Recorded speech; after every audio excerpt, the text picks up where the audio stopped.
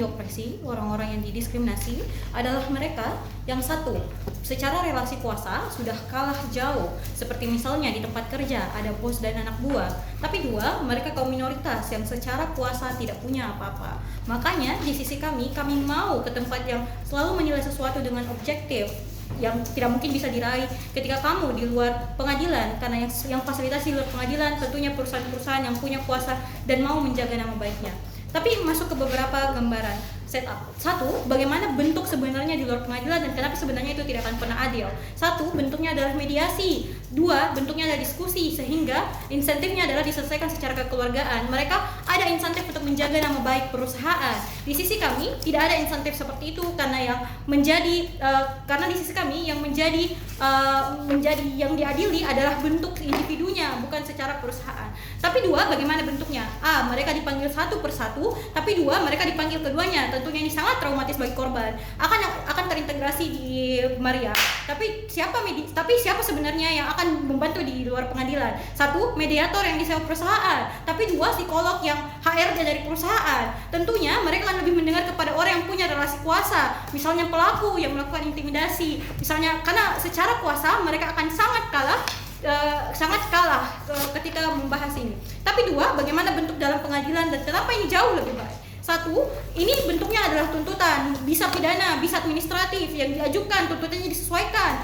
Korban yang minta bantuan dengan lawyer, bisa kasasi, bisa PK, sehingga keadilan akan jauh lebih baik karena dilakukan secara step by step, serta akan sangat berorientasi kepada korban dan bagaimana bentuk penyelesaiannya. Tapi dua, kalau misalnya memang kita bahas kaum marginal dan kaum minoritas, mereka bisa minta bantuan LBH, Lembaga Bantuan Hukum, UPT Perlindungan Perempuan dan Anak, dan LSM yang memang fokusnya kepada orang-orang marginal. Jadi masalah aksesibilitas dan harga murah masih bisa diraih di sisi kami, karena insentif dari instansi ini adalah memang membantu orang-orang yang selama ini diopresi agar mereka bisa hidup dengan tenang. Tapi bentuknya, komparasinya di bentuk luar pengadilan, mereka akan dipanggil, misalnya kesaksian korban dan kesaksian pelaku dihadapkan bersamaan. Tapi di sisi kami, setiap pengadilan akan memisahkan kesaksian pelaku, kesaksian korban, bukti pelaku, bukti korban, saksi korban dan saksi pelaku dipisahkan, sehingga frekuensi korban bertemu pelaku akan sangat menjadi kecil di sisi kami karena mereka akan langsung dipisahkan. Tapi dua, hakim-hakim sudah disumpah untuk bersikap seadil-adil mungkin. Mereka secara insentif punya insentif untuk bantu orang bersikap adil. Tapi kenapa mereka tidak mungkin akan memihak kepada orang yang punya relasi kuasa tinggi dan bersikap adil, meskipun yang salah adalah si pelaku atau malah si korban yang ternyata salah? Karena orang-orang yang menjadi hakim di sebuah pengadilan adalah orang-orang yang tidak punya relasi dengan orang-orang yang dalam berperkara. Jadi BOP kita sebenarnya sederhana. Siapa yang bisa memberikan keadilan kepada orang-orang yang selama ini diopresi, yang tidak punya suara untuk mengajukan diri? Tapi kenapa secara prinsip keadilan akan lebih baik di sisi kami? Di sisi kami, jaminan keadilan akan lebih baik karena secara prinsip semua bentuk-bentuk pengadilan akan selalu berusaha bersikap objektif. Ada orang yang akan lindungi secara penuh, UPT, PPA, LSM. Komparatifnya adalah di sisi kami mereka punya kuasa lebih untuk mendampingi, dan orang-orang yang selama ini termarginalkan bisa dibantu punya suara lebih. Di sisi oposisi mereka terbatas karena bentuknya adalah kekeluargaan, dan di dalam perusahaan dan di luar pengadilan mereka harus sendiri menghadapi itu semua. Tapi argumen kedua, karena bentuk hukum selalu mau memberikan keadilan, di sisi kami korban akan dilindungi tanpa adanya relasi kuasa, tapi pelaku juga harusnya dilindungi karena ini prinsip hukum yang sangat sederhana. Sebelum itu silakan. Bagaimana Anda bisa memastikan bahwa victim yang tidak memiliki uang atau waktu dapat melakukan hal tersebut, apalagi kalau terbatas jika diskriminasinya terlibat? Sudah, ya tadi saya sudah menjelaskan baik-baik. Ada LSM, ada unit perlindungan perempuan dan anak, ada bantuan hukum. Bahkan ketika korban tidak berani untuk maju, ada orang yang mewakili mereka yang meminta persetujuan dari korban. Sehingga soal aksesibilitas ada di sisi kami, dan harganya bahkan mereka tidak perlu dibayar untuk melindungi korban. Mereka punya secara insentif dan dibayar oleh pemerintah untuk melakukan ini. Tapi kalaupun misalnya ada argumentasi soal bagaimana kemungkinan hakim itu bisa dibayar oleh orang-orang yang punya relasi kuasa lebih, dua analisis soal ini. Insentif mereka untuk bersikap objektif akan lebih tinggi. Kenapa? Karena di sisi kami, untuk tangani kasus, kamu tidak boleh memiliki relasi dengan siapapun. Kamu tidak punya relasi dengan korban, kamu tidak boleh punya relasi dengan pelaku. Sehingga mereka tidak saling mengenal satu sama lain. Begitu juga jaksa dan pengacaranya. Sehingga insentif untuk bersikap objektif karena tidak saling mengenal dan tidak punya keberpihakan akan lebih tinggi. Tapi dua, ada insentif mereka bersikap adil sebaik mungkin karena sudah disumpah satu sama lain. Mereka sudah disumpah. Mereka bisa di call out ketika putusan yang tidak adil karena putusan bisa diakses. Tapi dua, ketika kamu merasa itu tidak adil, bisa melakukan kasasi, bisa melakukan PK. Jangan bahas soal aksesibilitas karena tadi saya sudah jelaskan bagaimana ini akan terjadi. Masuk ke argumentasi kedua, bagaimana aksesibilitas untuk kaum marginal sekaligus menjelaskan lebih lanjut soal POI dari Abila. Satu, ada lembaga swadaya masyarakat, UPT PPA, LBH yang secara gratis membantu korban. Di sisi kami, mereka akan datang mendampingi korban, mereka akan membantu korban untuk mencari pengacara, mereka akan dinilai perintah. Tapi sebelum itu, there are thousands of victims, and how would you guarantee those LSM was going to be directly going to fund them? mereka bukan cuma satu, LSM itu ada banyak sekali. Ini ada sesuatu yang saya dapatkan ketika saya magang di UPT PPA. Ada UPT PPA, ada LSM, ada LBH. LBH itu banyak jumlahnya. LBH Fakultas Hukum Unhas, ada LBH di luar. Sehingga soal aksesibilitas mereka punya ranah sendiri yang mereka akan raih untuk cari korban. Tempat-tempat yang kemungkinan orang-orang yang kaum marginal yang kemungkinan diopresi bisa mereka raih karena ya memang insentif mereka untuk melindungi. Sehingga ada insentif bukan cuma lempar umpan tapi tak cari umpannya, cari orang-orang yang mungkin untuk dibantu. Tapi dua, akses untuk pergi ke bantuan-bantuan ini sangat mudah. Kamu tinggal pergi ke kantor PT PPA di Hertas nih. Kamu bisa cari di LSM di Instagram karena kamu bisa pergi ke lembaga bantuan hukum yang di fakultas hukum misalnya. Karena ini adalah sesuatu yang sangat orang-orang sudah kenal jauh dan orang-orang bisa raih itu. Jadi masalah keadilan tentunya akan lebih dua bukti di sini. Satu, secara prinsip keadilan akan lebih baik karena kami menjamin orang-orang yang ada di dalam situ adalah orang-orang yang memang insentifnya soal keadilan, bukan mau jaga nama baik perusahaan. Karena itu yang terjadi di sisi oposisi. Mereka mau jaga nama baik perusahaan, jadi akan disembunyi satu sama lain. Bahkan mereka tidak akan berpihak ke korban karena menurutnya korban ya tidak punya kuasa, mereka hanya buruh korban. Maka dari itu bangga menjadi governor. Oke, lanjut.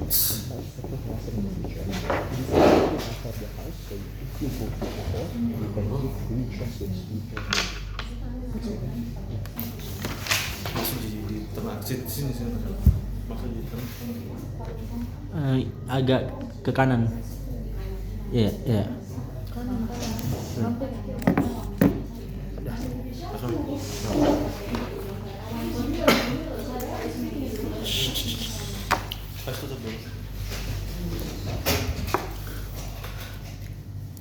Baik, sebelum saya mulai, ini tidak sepenuhnya adalah opini saya, hanya kebutuhan debat, dan ketika yang POI silakan berbicara dengan nada yang tidak terlalu tinggi. Saya akan memulai debat saya dalam 3, 2, 1. Dewan Juri, sadarilah, kami menyatakan menolak dengan tegas bahwa satu-satunya cara adalah melalui proses legislatif dengan secara hukum. Kami inginkan adanya fleksibel ataupun kebebasan untuk korban memilih, baik mereka ingin melalui jalur hukum ataupun jalur secara yang mereka inginkan, seperti adanya kebebasan untuk melakukan perdamaian ataupun aksi damai. Lalu kami menyatakan kami tidak menolak adanya proses hukum ataupun proses peradilan, namun kami ingin memberikan kebebasan untuk korban ataupun untuk pelaku untuk menyelesaikan masalah mereka. Namun sebelum saya melanjutkan ke argumen saya ingin melakukan beberapa rebuttal yang telah dibawakan oleh tim OJI. Satu, mereka tadi menyatakan dengan tegas adanya hierarki kuasa di dalam tempat-tempat kerja ini.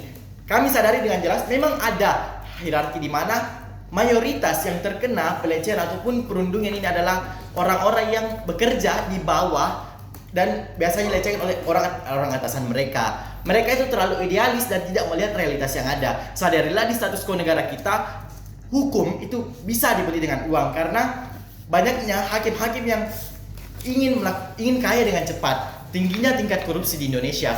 Oke, mereka tadi katakan tidak adanya bahwa misalnya hukum-hukum ini biasanya tidak berelasi dengan korban ataupun pelaku, namun kami menyatakan dengan tegas bahwa itu keliru karena para pelaku ini bisa melakukan intervensi kepada para peradilan ini, kepada kuasa-kuasa hukum ini, sehingga mereka itu bisa membeli hukum. Saya kasih contoh kasus misalnya adanya banyak pelecehan yang terjadi namun pelaku hanya dihukum ringan, ataupun misalnya kasus korupsi di mana korupsi sampai triliunan namun cuma di penjara 6 tahun. Nah, ini membuktikan bahwa status quo negara kita peradilannya itu bisa dibeli. Lalu mengapa pada akhirnya kami ingin menegaskan bahwa fleksibel ini akan lebih efektif pada akhirnya? Satu, korban itu tidak selalu ingin pelakunya dihukum. Banyak sekali korban yang ingin hasil-hasil dari perundingan ataupun perdamaian yang dilakukan di intinya dalam suatu tempat kerja seperti itu, bukan korban yang dihukum. Mereka biasa cenderung ingin mendapatkan uang misalnya, ataupun uang damai karena mereka ingin pindah dari tempat kerja tersebut misalnya. Jadi maka dari itu kami ingin memberikan fleksibilitas. Oke, kami akui memang hukum peradilan itu efektif. Namun ketika kita memaksa korban hanya untuk mengikuti proses yang lama dan full, ini tunggu sebentar, saya akan prosesnya akan sangat panjang. Sadarilah dewan juri, bisa misalnya korban itu harus menunggu berbulan-bulan untuk antri misalnya untuk mendapatkan tempat untuk melakukan perundingan. Tentu proses damai secara cepat dan lebih fleksibel itu juga memungkinkan. Lalu kami akan juga menjelaskan mengapa proses perundingan ini juga tetap efektif. Misalnya di tempat kerja sudah ada etika-etika, sudah ada norma-norma yang diberlakukan di mana pelaku itu bisa dijerat. Misalnya satu, sanksi di mana pelaku bisa saja dipecat, diberikan sanksi administrasi dan disuruh untuk ganti rugi ataupun minta maaf kepada korban. Tentu proses ini jauh lebih cepat dan jauh juga lebih efektif. Oke, silakan. Apakah di sisi kamu perempuan akan tanda tangan NDA? NDA itu apa? Non-disclosure tentang Intinya tidak boleh menceritakan kasusnya ke orang lain. Itu adalah kebebasan dari korban, entah itu dia mau menceritakan atau tidak. Jadi kalau di proses peradilan secara yudiris ketika melakukan proses seperti itu harus ada bukti yang diberikan kepada hakim. Nah, dewan juri sadarilah bukti ini sangat sulit untuk dibuktikan. Misalnya saya mendiskriminasi seseorang, saya mengatakan dia berkulit hitam. Nah, kira-kira apa bukti yang korban itu bisa jelaskan ke hakim bahwa saya mengatakan demikian? Makanya solusi perundingan itu akan lebih efektif karena bisa saja kita berbicara tidak terlalu panjang lebar. Baik, silahkan. Bukti kekerasan sebenarnya sudah cukup dalam pengakuan korban di sisi kami, begitu pengadilan. Tapi juga, saya rasa insentif untuk bersikap adil sudah saya jelaskan. Tapi komparatifnya di sisi kamu relasi kuasa akan sangat maju 2 orang. Oke, baik. Pertama, korban menyatakan itu tidak semudah itu sebenarnya kalau di peradilan, karena memang harus ada bukti. Misalnya korban A dia didiskriminasi, dia terus membuktikan apa bukti dari pelaku, ataupun misalnya dia dapat kekerasan, itu harus ada di tubuhnya, entah itu tubuhnya ataupun ada CCTV misalnya. Maka dari itu proses peradilan itu membutuhkan bukti dan proses yang sangat panjang. Tunggu. Lalu yang ketiga, saya jelaskan tadi adanya stigma yang bisa didapatkan juga oleh korban. Korban itu cenderung tidak ingin memperpanjang masalah. Korban biasanya tidak ingin adanya stigma. Misalnya ada seorang perempuan yang dilecehkan, ia tidak ingin orang-orang tahu bahwa ia pernah dilecehkan. Makanya pemilihan secara fleksibel itu akan jauh lebih efektif karena korban bisa memilih antara ia ingin masuk ke peradilan ataupun ingin melakukan secara damai ataupun secara yudiris menyelesaikan masalahnya lebih efektif. Silahkan. Ya, alasan kenapa perempuan itu malu karena narasi kekeluargaan membuat keluarga mereka mempermalukan keluarganya sendiri ketika dilecehkan. Maka dari itu kami tekankan di musik kita kali ini, kami tidak ingin hilangnya peradilan-peradilan ini, namun kami memberikan fleksibilitas untuk korban memilih entah itu antara dia mau ataupun tidak. Lalu stigma ini memang harus dijaga privasinya, baik dari pihak keluarga korban ataupun pihak perusahaan. Baik. Karena stigma ini bisa terpakai. Lalu yang terakhir sebelum saya menutup, fleksibilitas ini itu ketika misalnya dalam proses peradilan perusahaan yang tempat itu bisa kena secara semuanya. Karena mayoritas misalnya perusahaan A, dia dapat berita bahwa seseorang pelaku melakukan tindakan diskriminasi ataupun pelecehan, itu akan kena semua dampaknya, akan kena semua pekerjaannya. Di situ bilang, oh ternyata kantor ini bisa melakukan pelecehan. Nah, proses diskriminasi secara tertutup itu bisa menghilangkan tingkat ini. Dan sekali lagi itu adalah penuh pilihan korban. Korban juga cenderung biasanya tidak ingin para pelaku itu hanya dihukum. Biasanya korban itu ingin hasil lain, dan di proses peradilan hasil itu ditentukan oleh hakim, bukan oleh korban. Korban biasanya ingin juga kebebasan, entah itu korban ingin uang misalnya, atau hanya ingin minta maaf misalnya, ataupun ingin diberikan sanksi lainnya. Maka dari itu saya bangga menjadi tim oposisi pada perdebatan hari ini. Terima kasih.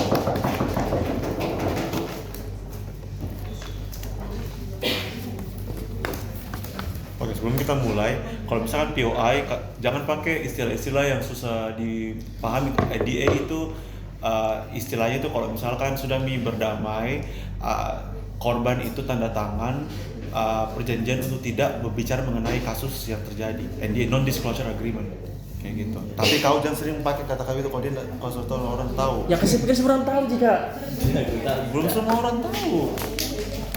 apa bahasa Indonesia? Ya apa NDA jadi padanannya. Ini perjanjian dia Jangan tutup mulut. NDA memang maksudnya bahasa Inggris term memang. Nah, maksudnya jangan pakai istilah yang belum tentu orang tahu. Jadi kau semua POI itu aku bilang Perjanjian kerahasiaan. Iya, perjanjian kerahasiaan.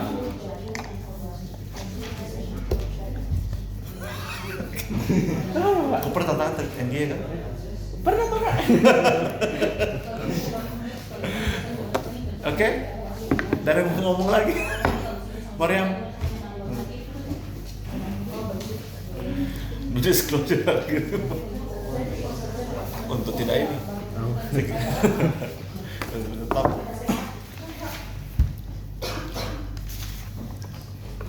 Mana waktunya? Kak.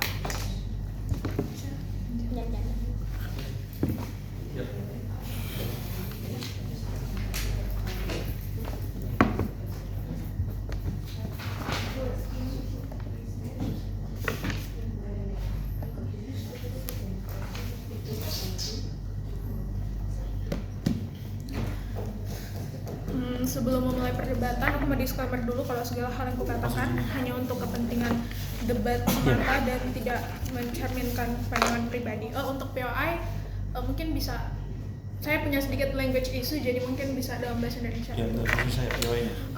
Saya akan mulai dalam 3, 2, 1. Tim Opening Government hanya ingin hidup di dunia di mana keadilan, kepastian, dan kemanfaatan hukum akan ada pada sisi kami. Kami tidak ingin hidup di dunia di mana keadilan dan kepastian serta kemanfaatannya direduksi hanya karena relasi kuasa seperti yang tercermin dari kasus Opening Opposition. Tapi juri, mari respon beberapa hal yang dibawa sama sisi mereka. Saya rasa kasus mereka, pertama, tentang fleksibilitas dan kebebasan. Kebebasan tidak akan pernah diraih pada sisi mereka karena sejak awal orang-orang yang didiskriminasi, mereka yang dilecehkan tidak pernah untuk punya pilihan karena rasa ketakutan sudah sangat besar dari diri mereka. Itulah kenapa fleksibilitas yang diinginkan pada sisi mereka itu tidak akan pernah terjadi. Tapi kami akan jelaskan nantinya kenapa kalaupun pada akhirnya kasus ini diselesaikan di luar pengadilan itu juga akan sangat-sangat buruk. Tapi dua, soal bukti yang mereka katakan akan sangat sulit untuk diajukan. Kalau diajukan, kamu harus pahami bahwa seperti kasus pelecehan seksual, ucapan ataupun pengakuan dari korban itu sudah sangat cukup untuk jadi bukti pada akhirnya. Tapi kamu katakan kalau di pengadilan saja buktinya sangat sulit, lantas dewan juri, maka di luar pengadilan pun ketika kamu melakukan mediasi, negosiasi, ya kasusnya juga akan sangat sulit dibuktikan karena buktinya akan sangat sulit untuk diajukan seperti analisis pada kasus mereka. Tapi apa yang akan terjadi di pengadilan kami? Setidaknya bukti-bukti seperti pengakuan korban dan saksi dan lain sebagainya itu akan diakomodasi dan tidak akan dihilangkan pada sisi kami. Tapi tiga, soal perempuan yang malu, mereka tidak ingin diketahui bahwa mereka pernah dilecehkan. Ya silakan. If you don't have proof, then the court is. Oh, kalau kamu nggak punya bukti, berarti courtnya akan jadi lebih panjang karena kamu butuh bukti yang objektif.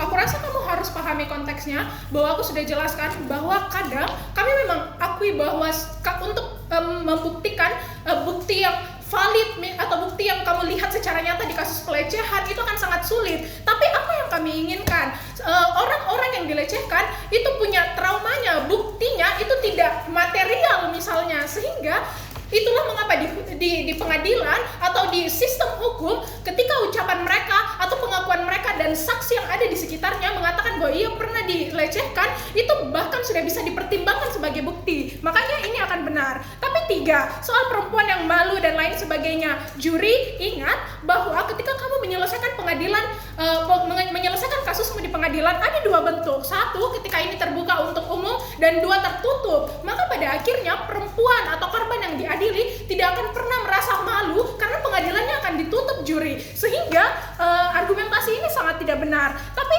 4, mereka katakan bahwa pada akhirnya ini akan kena ke nama baik perusahaan, bahwa ada pelecehan atau diskriminasi yang terjadi di tempat itu. Kami katakan memangnya kenapa? Justru ketika perusahaannya atau ketika ada kasus yang mencuat atau publik tahu bahwa ada kasus kekerasan yang terjadi di situ, orang-orang bisa mitigasi dan justru untuk kecam pelakunya dan perusahaannya, sehingga rasa keadilannya justru akan ada karena orang tidak akan tutup mata dan kasusnya akan terpublikasi pada akhirnya. Dan ini baik pada akhirnya karena tidak akan disembunyikan pada kasus mereka, justru harmnya akan sangat besar karena orang-orang tidak akan pernah tahu bahwa di perusahaan itu ternyata pernah dilakukan pelecehan dan diskriminasi, sehingga orang akan terus masuk kerja di situ dan diskriminasi akan terus berlanjut karena orang tidak akan pernah tahu. Makanya ini bahkan akan jauh lebih baik ketika orang tahu bahwa di perusahaan itu pernah terjadi pelecehan.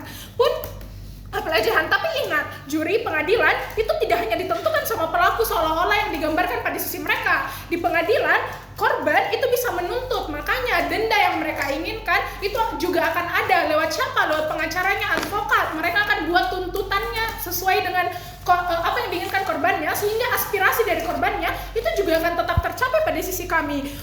Oleh karena itu, mari masuk ke dalam ranah argumentasi kami. Mengapa pada akhirnya ini sangat tidak adil? Aku rasa hal yang sudah juga dijelaskan sama Kak Aura, yaitu ada relasi kuasa yang sangat eksis di lingkungan kerja antara pegawai dan bos mereka misalnya. Relasi kuasa ini hanya apa implikasi dari relasi kuasa ini? Ini hanya akan buat intimidasi akan jauh lebih besar dan tekanan dari orang yang punya power itu akan sangat besar terhadap korban. Korban yang didiskriminasi atau mereka yang mendapatkan pelecehan seksual itu akan punya rasa traumatis yang semakin mendalam karena sepanjang proses karena di dalam proses pengadilannya mereka terus tertekan. Mereka ingin bersuara tapi yang mereka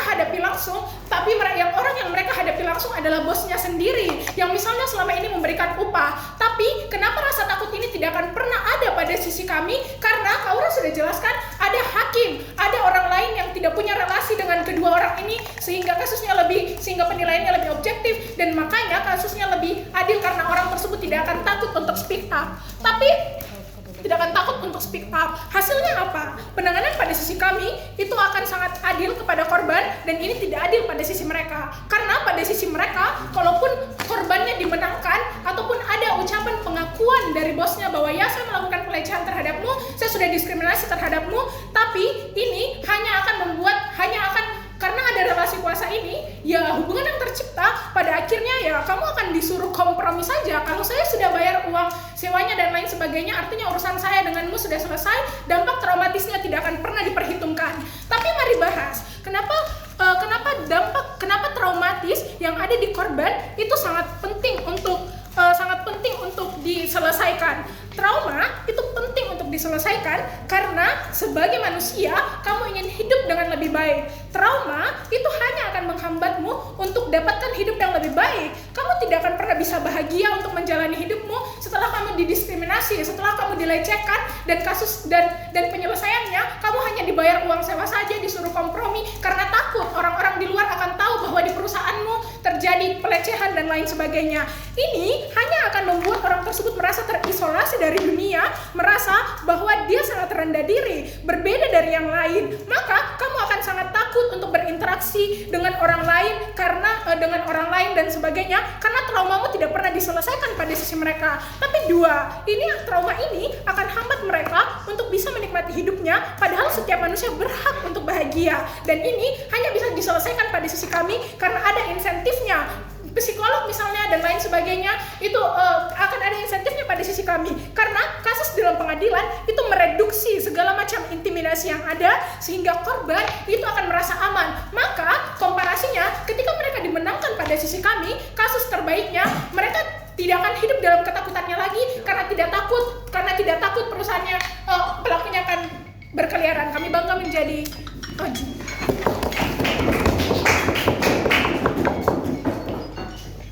Lanjut menutup perdebatan di sisi pembuka.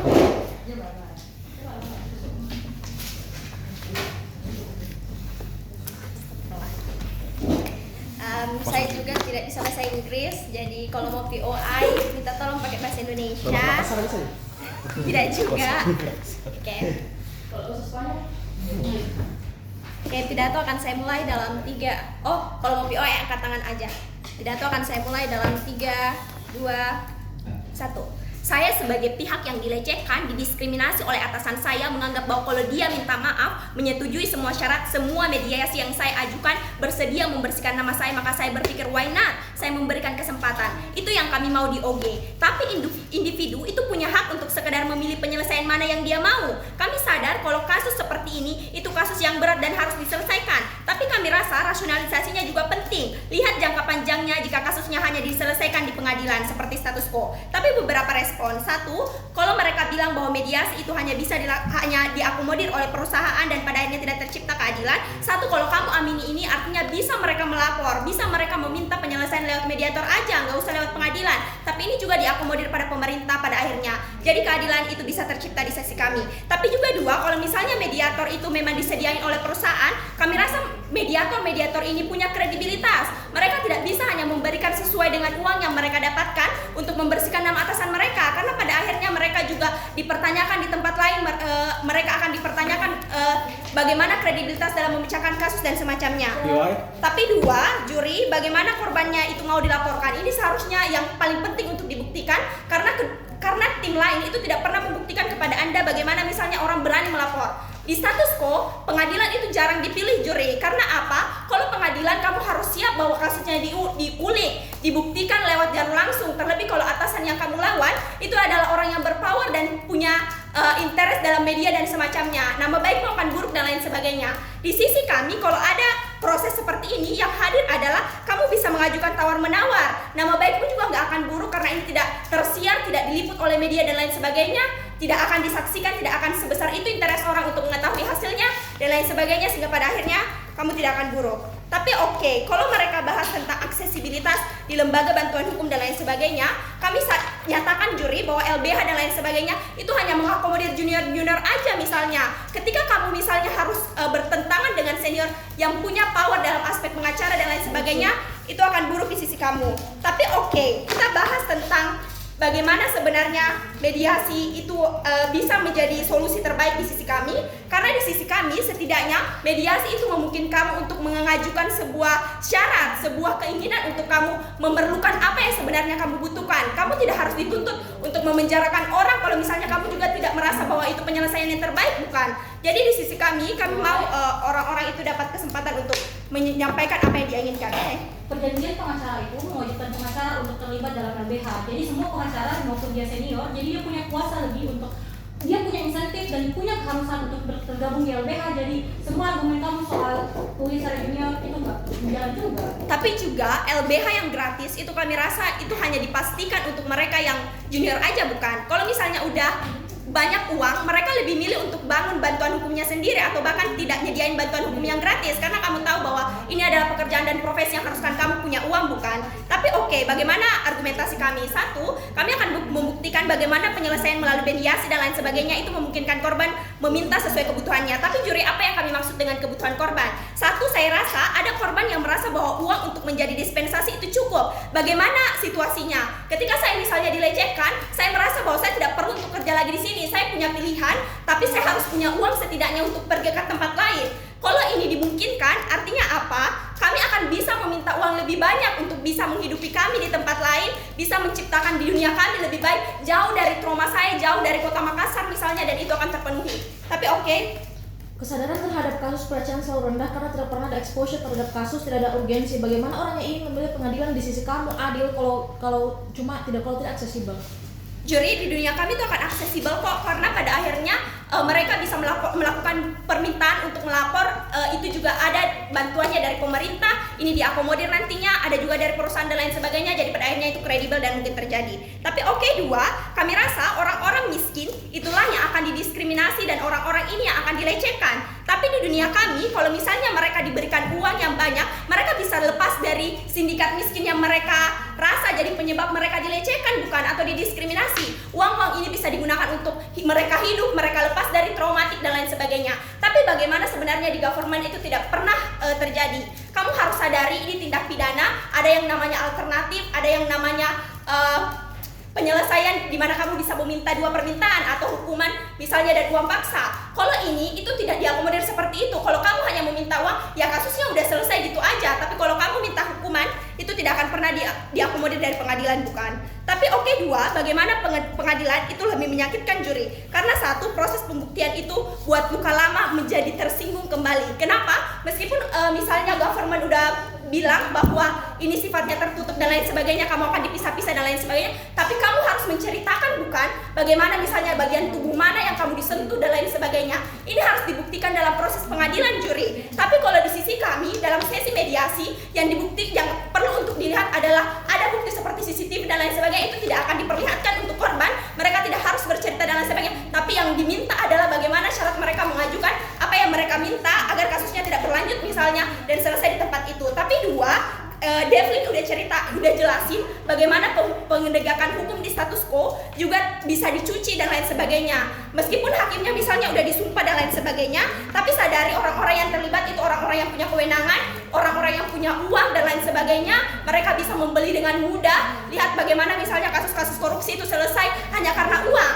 Kasus-kasus kecil misalnya seperti ini dengan nama baik yang mereka sangat takutkan untuk dikorbankan, mereka akan rela untuk membayar misalnya penegakan hukum dan lain sebagainya supaya bagaimana kasus mereka tidak berlanjut dan pada akhirnya tidak merusak nama baik mereka di dunia ini. Tapi 3, bagaimana hasil mediasi itu lebih efektif juri. Karena 1, sifatnya itu akta dan perjanjian mediasi, di mana sifat pembuktiannya ketika misalnya ini dilanggar oleh salah satu pihak. Misal saya harus mendapatkan kekerasan dan pada akhirnya saya memilih untuk mediasi. Akta mediasi ini bisa sewaktu-waktu saya bawa ke pengadilan lagi, atau kalau misalnya tidak dipenuhi itu menjadi akta otentik yang pada akhirnya bisa mendapat pembuktian sempurna. Tapi kalau di sisi mereka proses pengadilan yang sangat berat dan waktunya juga lama, pun penyelesaiannya hanya hukuman aja atau tindakan untuk ke psikologi dan lain sebagainya yang diakomodir juga di sisi kami, itu tidak akan pernah menyelesaikan masalah karena bukan itu yang diinginkan korban, bukan.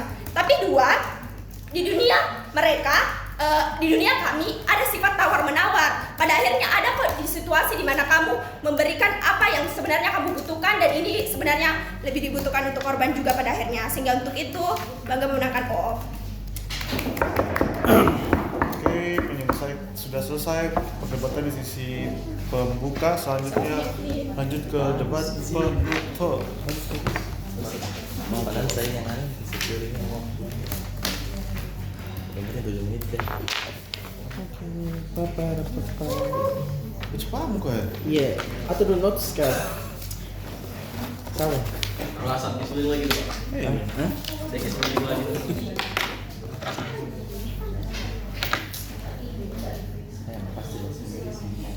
Gue udah nyaman kan karena seksual predator sama. Sudah masuk sih, masuk. Ya masuk. Okay. Ya, fokus. I'll start my speech in. Tunggu, yang opening tetap mencatat walaupun bahasa Inggris. Catat bisa aja, kayak maksudnya yang kau bisa tangkap. Sorry, astaga. Sudah ambil gratisan. Sudah kertas gratis. Repotin lagi. Oke. Sudah masuk Jita? Ya. I'll start my speech in 3, 2, 1. If you think about it, the arguments of opening opposition kills each other. They talk about we have flexibility to choose, but they also argue that ability to bargain means that women have the capacity to, demand higher compensation. That actually backtracks each other, because if we prove to you that the ability for corporations to kind of blackmail the victims, knowing that that they are probably going to win the court on long term, and strategize this in the settlement itself, I would argue that it is much more likely for a woman to then back down and settle for low compensation, because they know that in the future they might lose the court anyway. So the degree of compensation and the degree of justice that they get is likely to be very small, just by the virtue of their own contextualization. Secondly, they talk about we have open wounds. I think that exists in your side of the house, because if you sit next to the person who just sexually assaulted you within the settlement, or the fact that you have to continue to work beside him and have to pretend that nothing happened, that in of itself also amplified the trauma on the long term. So I don't think that's an issue. What is my extension then? First, I'm going to talk about different victims of sexual assault, and lastly on social movement. Firstly, on the principle, on the different victims of sexual assault. So that there are two kinds of victims to sexual harassment or just crime in general. One, the direct victims. I think opening has covered this. But I think more importantly, I think the indirect victims, i.e., all women who have to face the anxiety, insecurity, and the fear of not knowing who around them are former human scums who knowingly and intent assault the human dignity of the woman around them. This is a massive psychological harm that builds up over time and scale up in size, because they have to walk around in fear every day. They have to go to work and tremble in their seat because they don't know that the co-worker that sits next to them, beside them, might just be a sexual assaulter. Why is this a debate-winning analysis? Because here's the thing: OG might be right that you get some sort of justice when you go to court. OO might be right to some extent that you might get some degree of compensation. But I think this takes out the indirect victims of the equation. We argue to you that this is the only way for you to be able to get redress for the indirect victims of sexual assault. Why is this important? Because in our side of the house, you can explicitly identify who these people are. That kind of weeds out all of the insecurity of not knowing who the sexual predators are, and the fact that I think opening opposition concede that you have to sign an NDA to some extent. This means that in our side of the house, the fact that you just can point out and identify that this is a sexual predator is in of itself a principal empowerment that a woman can have to face their fear and for them to make these people accountable on daily lives. Second, because you actively take them out from the social interaction, the dynamics of real life, because they have to go to prison now, and therefore you are able to now work in calmness or just like be more peaceful with the environment around you, because you know that everyone that sexually assault someone doesn't exist or have no possibility to exist around you, because the only way to punish them is to get them out of society. We said that this is a principal redress that can only happen in court. This is independent from any sort of likelihood analysis, because we said that this is on principle the only way to do this. So by that virtue, this is debate winning. Second argument then, on social movement and patriarchy. I think the bottom line of this argument is that why you get stronger momentum for social movement to push for legislative change, which is the prerequisite of judicial change, that as OG talks about. This is unique for two reasons. One, I think the premise is simple, that right now there are less momentum and opportunities for the social movement, i.e. the feminist movement, to refuel the tank and energize the movement to get broad legitimacy and support on their side. Why is this debate winning? Because I think all of the analysis of opening a government is kind of assertive to the extent like, why is this likely to happen? Why are you likely to win on court? Because opposition kind of correct to point out that the court is an evidence-driven mechanism, because the only way you can change the way that the court operates is to change the legislation, because the court in of itself works to uphold the legislation. So I think in our side of the house, if you change the legislation or change the policy, you also change the way that the court behaves. This is a priori, this is a prerequisite of just analysis. But yeah, I'll take your view. Kamu mengatakan bahwa korban akan merasa aman karena pelaku di penjara, tapi bisakah kamu menjelaskan bagaimana pelaku bisa dipenjara seadilnya? Itu mekanisme bahas itu nanti. Why do you get more momentum in our side of the house? The problem is that even if you lose the court case, we said that the visibility matters. DPM bring this, but only insofar when they're tied to their ability to win the court. Few reasons why you get visibility even if you lose. In the process of the court, regardless of the end result, you create a space for discourse which puts the issue of sexual harassment on the limelight and forefront of the issue. Every news cycle, every media are going to report on this. This is important because right now, or just every day, news cycle is quite short-termist. You have to compete with every other issue that exists in society, economy, and etc. The problem is because of the competitiveness of media market means that oftentimes sexual harassment cases or doesn't necessarily get highlighted in breaking news or just in the most important part of the media. I would argue that when you have some degree of visibility, just the process of the court themselves create the visibility and create discourse for people to jump in and talk about how to prevent sexual harassment or just the urgency of sexual harassment or the impact of sexual harassment in general. We say that this is good because it puts sexual harassment cases or gender equality in the forefront of policy. Why is that the case? Because politicians oftentimes use news cycle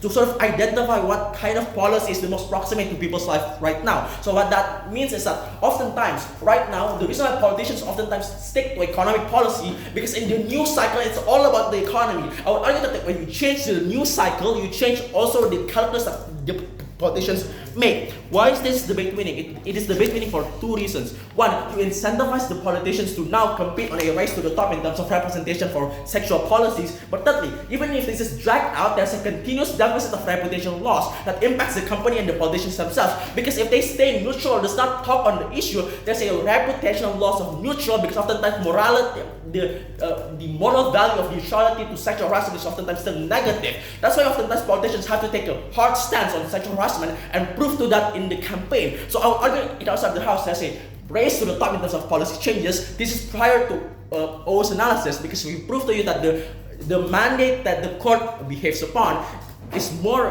beneficial to the movement. We say we win. For all these reasons, proud to propose. Here.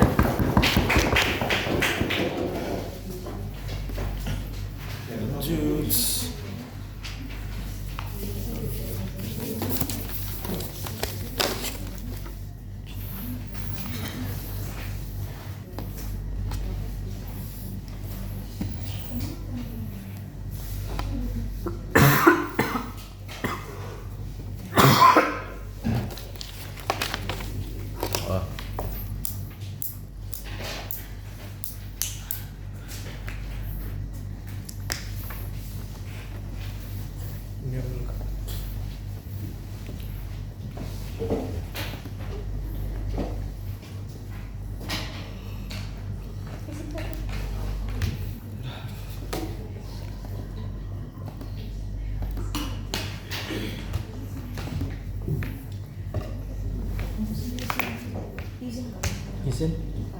Izin korporasi gitu.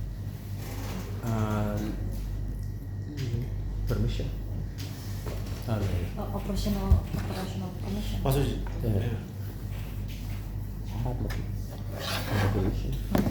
Kayaknya kasih mati dulu AC-nya kedinginan, nak.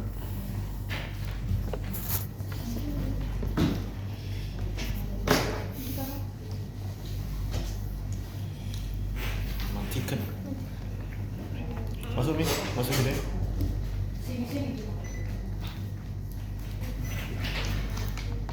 Kenapa kasih turun?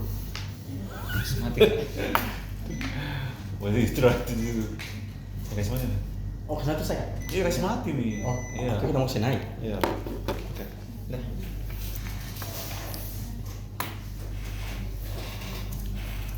As closing opposition, we say that this is an alternative for you to have, that this is not things that you have to prioritize and for everything. If we can prove to you why it's justified as a source of something that victim can use, and we win, right?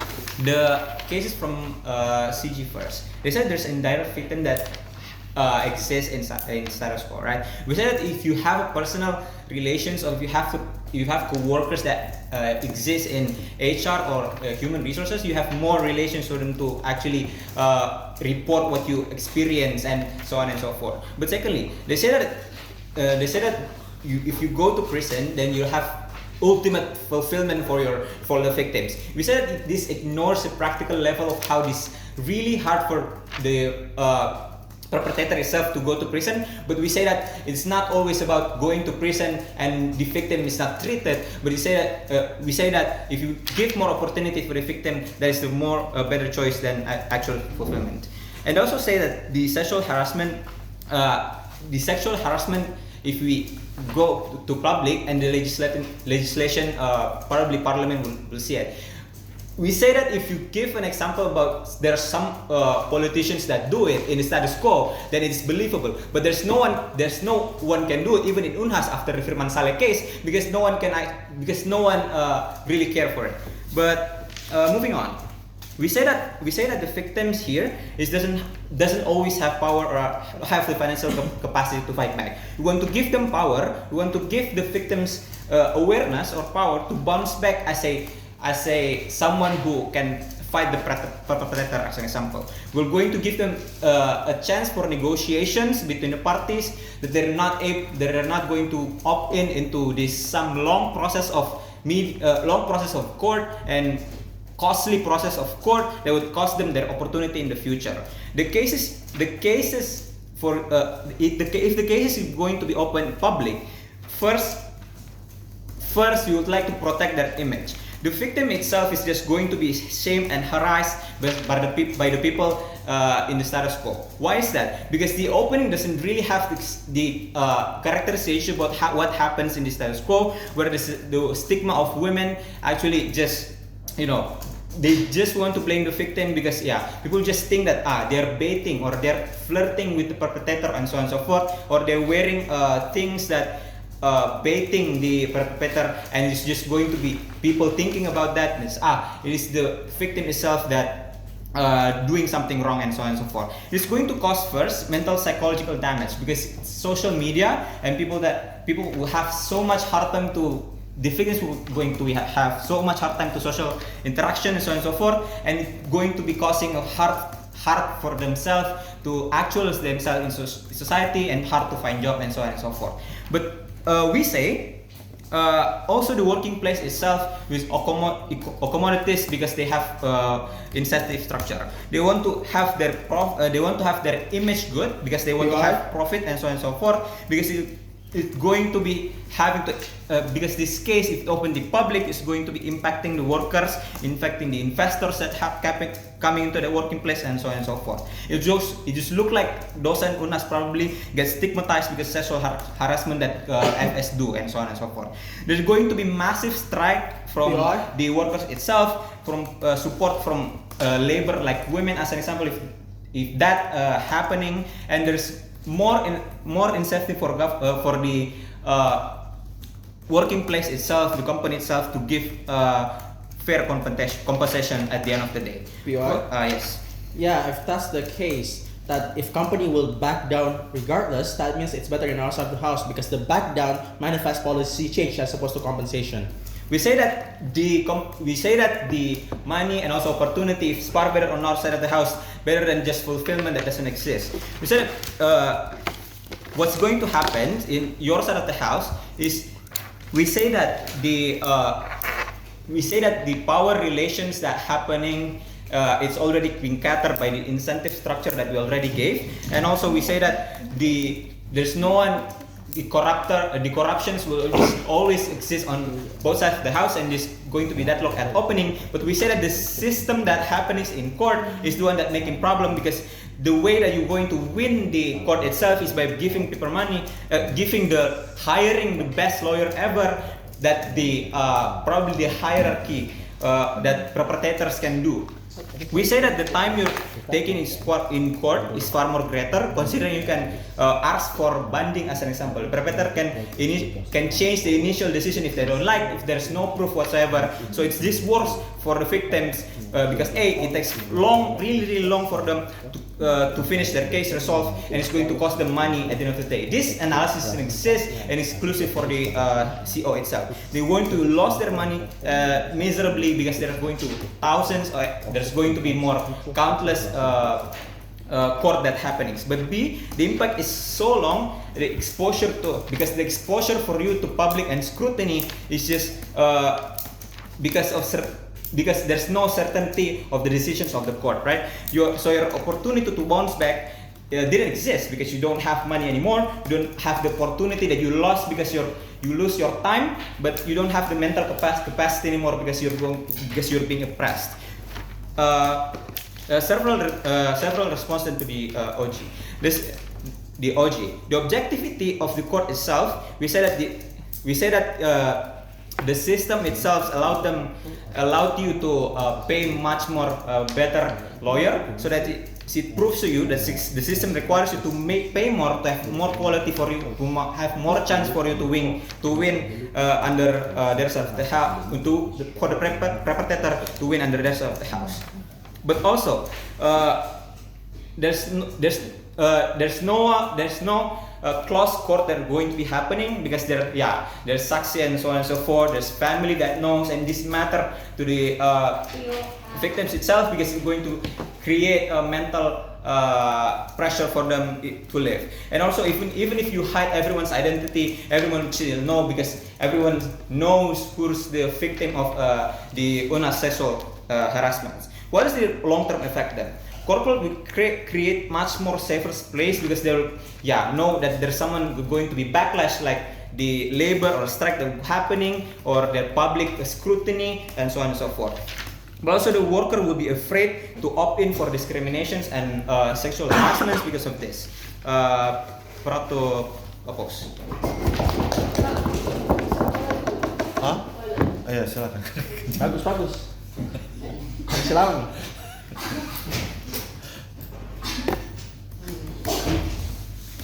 Kencing terus. Sampai malam mungkin ya. Sampai jam 6 mungkin. Jam berapa Kak jam Bu Titin bilang gitu? Sudah sampai malam.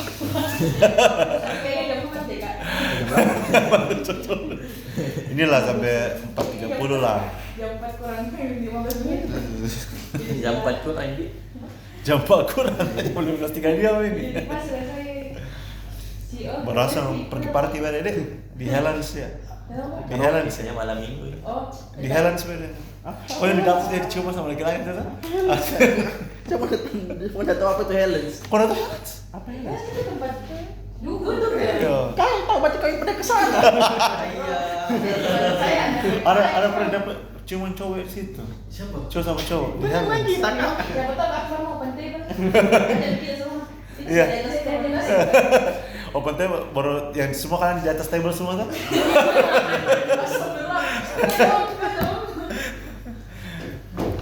Oh, kau tahu Helens? Enggak tahu Kak. Berarti gue udah tahu kayak Holy Wings. Ya kan apa? Kalau Holy Wings tahu.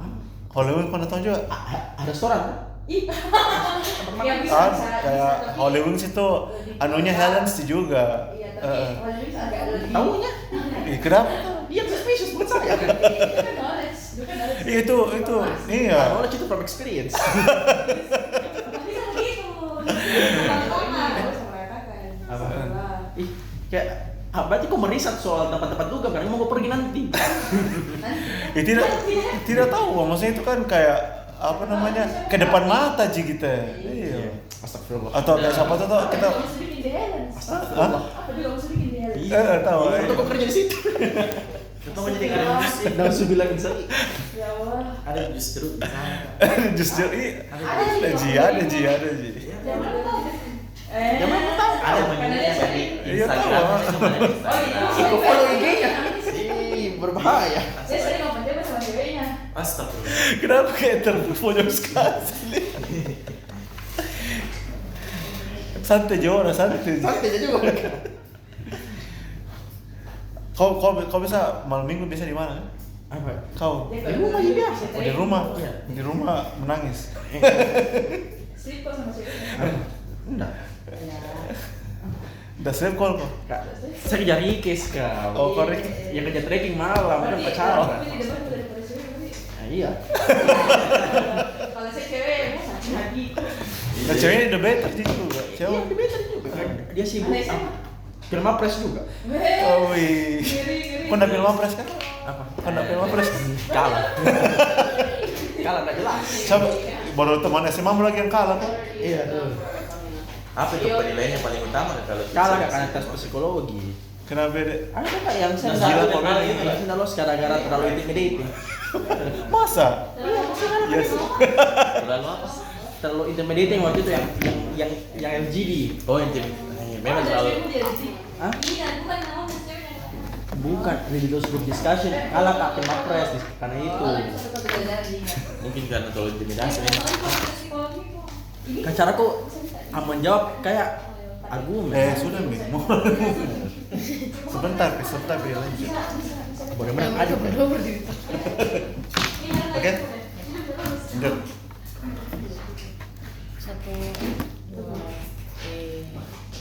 If you really care about victims, about women and vulnerable actors in society, then vote for CG panels, for the real change, for the judicial review, and for the push for stricter regulations in corporations. I think that this is very important because Kanail already explained to you how this is the only moment where we have the momentum for the social movement to actually push for this case, right? To actually make the media spotlight this case, right? I think that it's very easy for opposition to say the case is done after they pay for the victims because they don't actually care about the victims panels.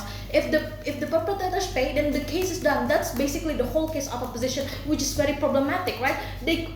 They claim to you that they care about the victims, but there is nothing that changes under their side of the house. Meaning that the only change that happened is only exclusive to CG, right? I think that there are two independent rebuttals before I move to my clashes. Firstly, talking about how people don't really care about this case, this is the point from Guy. I think that firstly, the reason why conservative society like women is think that women is the problem because there are less cases that are exposed about sexual harassment, right? So they stuck with the narrative that women are the problems, that you wear revealing clothes, for example. I think that this is the idea that why in conservative areas it's hard to process to file a case to the court because that's already a narrative that you should just fix it with mediation because it's something that is too problematic and that is too taboo, for example. This is something that we want to change with the momentum of the social movement, right? We take this and spread the narrative that victims are victims. Doesn't matter what you wear, doesn't matter what you do, that if you are the victims of sexual harassment, you are the victim panels. There is no wrong in this, right? I think that this is something that will only strengthen the momentum and it will create lots of discourses, lots of catharsis and all of that, right? But B, the only way we can improve people's awareness is exactly through momentum itself and showing the urgency about this. But thirdly then, even if we don't go to court, for example, the counter narrative of this proposal of out of court settlements is not only in court settlements, but we also can go to the media, right? Meaning that even if we lose the case in court, for example, we can also go to the media and show people how bad our perpetrators are and show people that their reputation can be so bad and the reputation of the corporations will be that bad under our side, right? But secondly, talking about how they talk about how corporation will back down and give fair compensation. Firstly, understand that this will not happen because compensation that exists to these victims, even if we only give them 10 millions, for example, it's already enough, right? Meaning that the parameter of fair compensation is non-existent under their side of the house. But secondly, I think that under our side, we create much bigger scale changes, right? Not only stigma to the workers or like to the lecturers, for example, but we are firing the workers. We create a change of policy that exists under the corporation, right? Meaning it's much stricter regulations that will actually create the impact, the trans impact for the other people, for the future cases of sexual harassment, right? This is very important and exclusive panels because this is the only way we can create fair changes. This is the only way we can defend future cases of sexual harassment and show other workers that you can get fired if you do the same case of sexual harassment, right? Therefore, let's move to my class then. Talk about which sides can actually provide more progress. I think that in opening themes, they talk about how in-court settlements are that fair versus out-of-court settlements, right? On OG panels, I think that the explanation of the court is that accessible and that progressive is that it's very dismissive, right? We took the concern of OO and why it's hard for women to file for a case because there are less exposure, because they're intimidated, because it's something that is very inaccessible in status quo, right? I think that we prove to you how we will push changes, how this is something exclusive in CG, right? Let me prove you 3 scenarios. Firstly, people that are hard to go to court because of less exposure, because they're intimidated by their corporations. This will only help when there's a big media pressure against the corporation, right? This is the only way they can speak up. This is the only way we can bring justice for them, right? But secondly, at the very least, if we lose in court panels, there's still awareness that have been created, right? Meaning that we create media narrative that the court fails to protect women. The narrative that will be created when women lose is that it's not that you shouldn't go to court, but the court actually fails to protect the justice, right? But court actually fails to protect the vulnerable actors. This is why it will push a big change towards that. And thirdly, how to shift the narrative in status quo is exactly through the social movement, right? Those people, those conservatives that think that, oh, you shouldn't go to court because women are the wrong, will slowly change their perspective on this. And this is very important, fans, because this will create a big help towards women around them, right? Meaning that when someone is harassed, for example, you don't tell them that you should just shut up, but you tell them to actually serve justice for themselves, right? This is something that is only exclusive. But let's see the way then. I think that when I say not all victims want to punish their perpetrators, two responses for this. Firstly, the principle of options is not the priority here, because the harms of sexual harassment create psychological harm that affects other society and women in general. B, the only way we can serve justice is when we raise the momentum, shows that it's not easy to get away with this crime. The public discourse that happen when it crucially harms the corporation, for example, the corporations are pushed to pay for like 100 million for legal teams, for example. This is the kind of change that can only happen when there's a big urgency, right? But secondly, when they talk about victims have to relieve the trauma, I think the two responses for this. Firstly, we flip this case by saying trauma will never be solved under your side, because just because they are paid doesn't mean it erased the whole traumatic experience, right? Exactly, because when they pay this, then it's done. There is no responsibility to pay for therapists, for example. There's no responsibility to solve all the trauma that already created through the victims, right? But B, we actually give a fair help to the victims panels, psychological help, media support, and etc. That even when you lose, you feel supported. This is very important, because victims in this, the psychology of these victims in this type of cases, they want to kill themselves, for example, because they think that they're alone and they're not supported, right? But lastly then, why are we better than OG? For three reasons. Firstly, court can be more progressive through internal, when they say court can be progressive through internal actors, we prove to you why the scale from external actors are that big, and the pressure and momentum push them to change, not only the court but also the corporation. This is exclusive. But secondly, we answer all opposition concerns talking about freedom to choose, the trauma that don't want to punish perpetrators. OG failed to defend all of these panels. These concerns are answered in CG. And lastly, we prove that there's much bigger harms, not only one woman but all women in society, that comes from like same race, same community, same workplace. This is what we serve justice for. Therefore, CG wins. Thank you.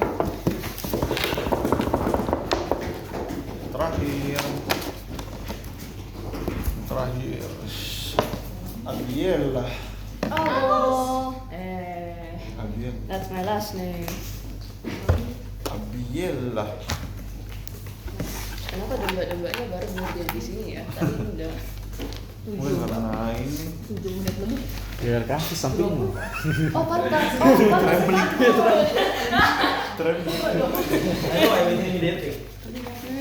Tim trembling kita. Okay, doesn't have to be perfect. I just need to do it. It doesn't have to be perfect. I just need to do it. Alright. Maksudnya?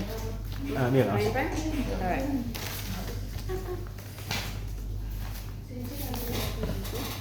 Sini. Again. Okay. Di sini. I would begin my speech in 3, 2, 1. Panels, I would like to clarify that the motions mentioned that kalau ini tidak seharusnya diperbolehkan. That means it will be giving an option. That means we are not completely eliminating the existence of court. The existence of court will still exist on our side. Which means if it's a big issue, for example, there's a serial rapist in the company, of course they're going to be brought to court to justice. But all of the sides fails to mention about the minor scenarios, minor events that are still very, very much very impactful to the victims. What if it's a simple comment that is sexually harassing? What is sexually harassing to the workers, whether it's females or not? Whether it's a harassment comment to someone like "Ih, kayak cinta kok," but that is minor cases that has a hard time to be brought onto the court, but can be solved in other options. For example, in HR, for example, in reporting, etc., etc. If you completely eliminate this option, then the only option left for the victims is to stay silent. Now, before I hop into before all of that, a few rebuttals that I would like to bring. The main, all of the arguments that the opening and closing governments bring only stands on the point that if the justice system is that effective and if the other option is completely ineffective, I will disprove to you why both of them lose in this point. One, why the system is ineffective even without corruption. First, the existence of lawyers. People who who do these stuff, the perpetrators are usually people with money and power to actually buy lawyers that are even better than that the victims can buy. Even if the opposition did mention the existence of public lawyers, they are not as good because public lawyers are paid by the government and they have a lot of cases coming. They have a lot of cases to come in, and that will lower the quality of them defending your case. And the second thing is the thing that the opening brought on how the organizations that protect the victims, etc., etc. I am very confused on how they would protect them in a court scenario. But let's give them a bit of benefit of the doubt. Let's say it is possible for these organizations to offer help in the court settings, but if you limit the options for victims to settle their disputes by only court, then that raises the demands for this organization. That means more people will demand these organizations to help them. That means the focus of these organizations will lack and would minimize, and that means less quality. They also mentioned that these organizations are paid by and regulated by the government. This also proves that they will have the incentive to just do the bare minimum, and they don't have the incentive to improve their service because they were just going to be paid anyway. There's not you can't convince me that there's an organization that covers and helps everyone. What about an organization that protects victims of rape who are men? No one in this debate can prove to me that exists. Now, the other thing that I would like to mention is that they mentioned how they would bring media into it and comedy, but that means plastering the victim's face all over the internet, and this will taint their image. This will make that the trauma follow them forever, and they prevent them from moving on, because they will always be just that victim, the person who got raped. It will always be forever their title. Yes.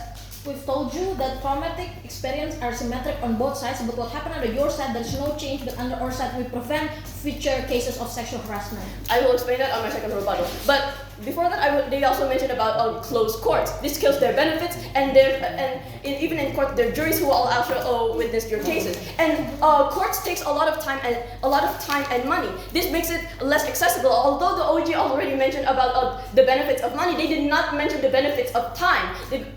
People who are victims usually don't have that much power or time. They need the time to work to gain money to pay for rent, to pay for food, to pay for family. The court system that takes a lot of time, that limits their ability to go to their job, their ability to go to work, will limit the amount of money they have, and will make them less accessible. This will leave them for two options: either to go to court that is less effective because they cannot pay for a lawyer that can beat the lawyers of their opposition. No, thank you.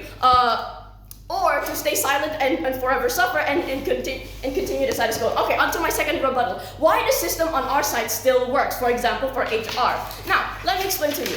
They keep mentioning that the HR, that the people in the corporations will be paid or easy, but that is not true. It's an HR job to deal with the problem as fair as possible. They have a license as a psychologist that can be taken away, and as an incentive not to be unfair.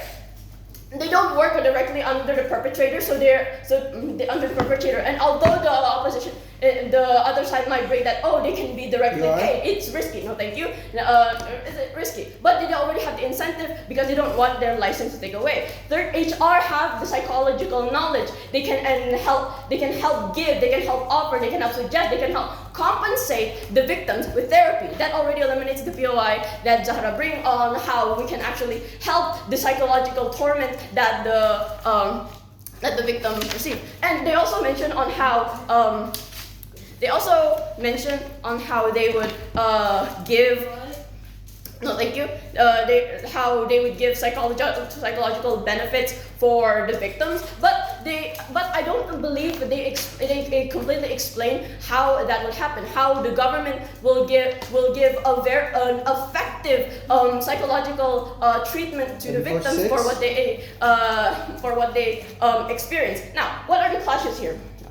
What are the clashes? The two main clashes is which is more effective to protect the victim and fix the workplace. We've already explained on the harms that it brings to the victims, and why people with low economy that cannot afford the time and money can't afford them because they need to pay for time and rent and they don't have the money.